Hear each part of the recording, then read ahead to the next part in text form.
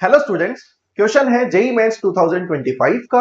Question में बोला गया एक हाइड्रोकार्बन X जिसका मोलर मास 80 है और उसमें 90% आपका कार्बन है, तो आप फाइंड करिए डिग्री ऑफ अनसैचुरेशन। क्लियर है? ये गिवन कंडीशन है। समझ ये सकते हैं हम इस बात से कि 80 में अगर 90% कार्बन है तो 10% आपका हाइड्रोजन होगा। तो सबसे पहले हम मास ऑफ कार्बन फाइंड करें। 80 का 90% मतलब 72 ग्राम आपके पास कार्बन का मास होगा। और अगर 80 टोटल मास है, 72 ग्राम कार्बन है, तो 8 ग्राम जो रिमेनिंग है वो होगा मास ऑफ हाइड्रोजन। क्लियर है?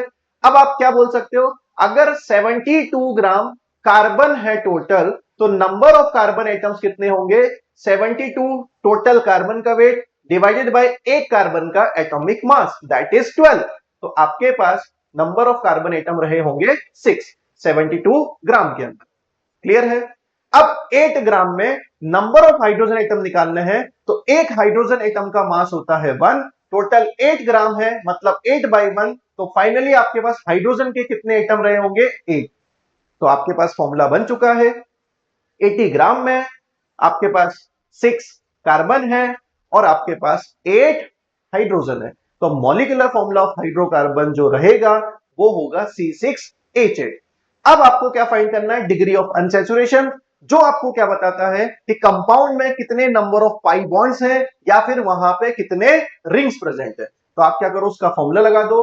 DU का फॉर्मूला होता है 2 plus number of carbon atom plus 2 plus number of nitrogen atom minus halogen atom minus hydrogen के एटम डिवाइडेड बाई 2।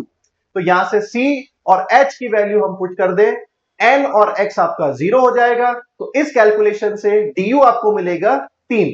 मतलब C6H8 जो मॉलिक्यूलर फॉर्मूला बना है इस कंडीशन के बेस पर, उसमें डिग्री ऑफ अनसैचुरेशन होगा 3। तो फाइनल आंसर क्या रहेगा बेटा?